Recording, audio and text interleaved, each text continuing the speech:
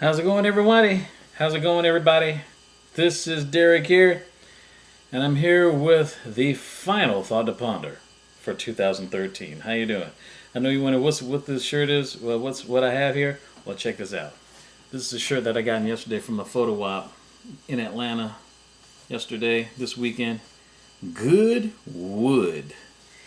Ain't nothing but the good wood, baby.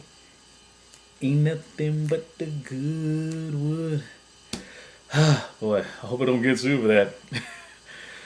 I know that's old Marvin Gaye and Tammy Terrell tune, but I'm just letting you know, hey, if there's any other haters out there, I just want to let you know, I am not Robin Thicke. I don't have money, so please do not, please do not call the Marvin Gaye estate.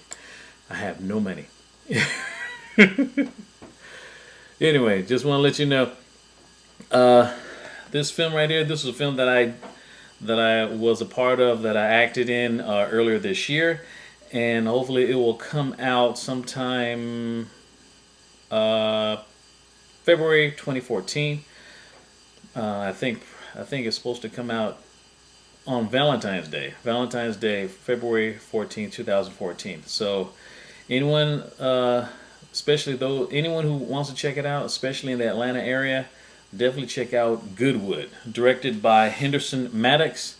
Hope you get to check it out. Also, trying to get the director Henderson Maddox of Henderson Maddox, the director of Goodwood. I'm trying to get in touch with him sometime in the week, see if I could get him to submit his film Goodwood for the Real Macon Film Festival, and that's going to be in 2 months, a little over 2 months from now. It's going to be, I think, around maybe a week after the Macon Film Festival, which is also in February of next year, and hopefully we'll have a lot of good stuff going on. Anyway, just want to show you some. Just want to go through the year in review. We had a lot of stuff, of course. I mean, obviously, the number one thing is basically Obamacare and its website, and how a lot of stuff's been, you know, going up like, just, just going down. It just was not good. It just was not good for President Obama and all the other Democrats and stuff. And well, what you gonna do? It's politics for you. Anyway, a lot of stuff going on. I mean, we know about the Boston marathon bombing of earlier this year, back in April, and that was really terrible. Around about during the spring of earlier this year, I think it was in Decatur, somewhere in the Atlanta area. There was a gunman that was getting ready to shoot a whole school classroom full of kids until I think one of the office administrators basically talked him out of it, while they stalled enough time to get to call 911 and get the police officers to get him, to apprehend him alive. So that was quite commendable. That was quite commendable. World Series, the Boston Red Sox, having showing pride in Boston after they persevered through the Boston marathon bombing massacre. They came up and rallied and beat their opponents in the World Series. Won their fourth World Series, the fourth one in this century. I think, and it's the first one that they actually won. I think. Yeah, it's the first one they actually won in Boston, I think. Yeah. It was the first, yeah. I think it's, yeah.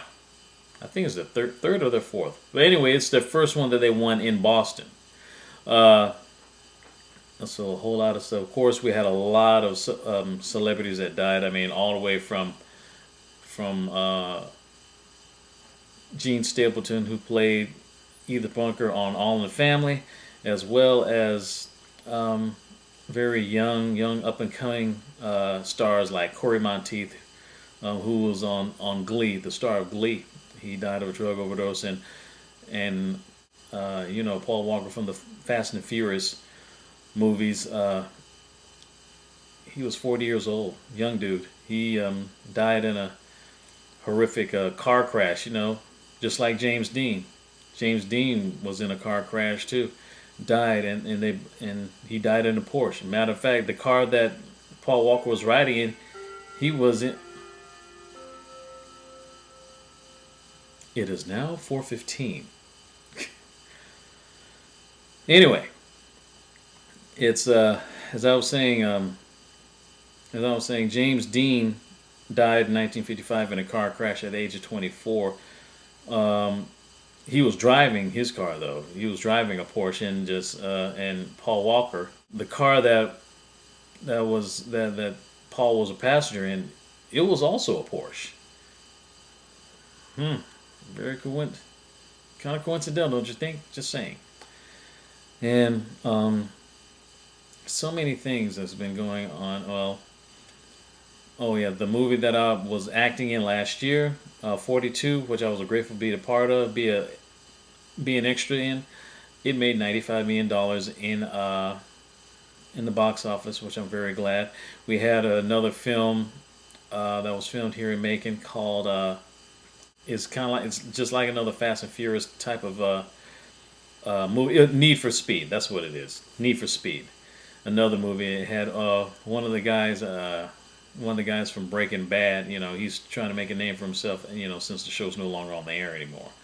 But I think he's coming up. He's doing quite well. That's pretty much the nutshell, or at least what I could squeeze in less than 10 minutes. Also, want to thank all my friends at the Morning Roast. I apologize for those who haven't been checking out the Morning Roast this month so far in December. Well, we're going through some changes, transitional periods. Hopefully we will be back on, and hopefully you will check us out.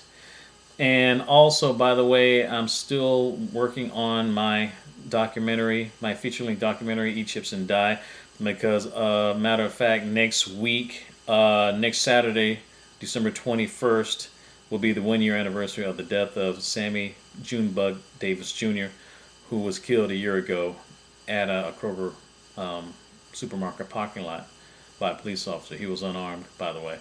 A